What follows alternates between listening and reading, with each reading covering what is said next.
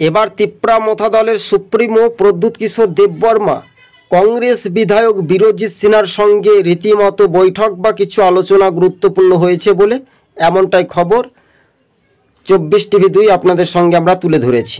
তাহলে 2028 নির্বাচনে কি কংগ্রেস ও মথা কাছাকাছি হবে, এমনটাই গুরুত্বপূর্ণ।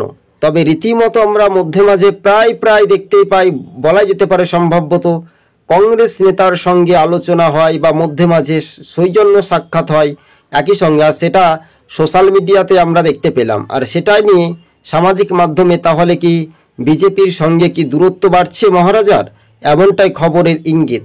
যদি তার প্রতিশ্রুতি রাখতে না পারে তাহলে তিপ্রাসা বা জনগণের কাছে কি পরিবর্তনের হাওয়া ডাক দেবেন, ভোটের সময় সেই কথাগুলি রেখেছিলেন।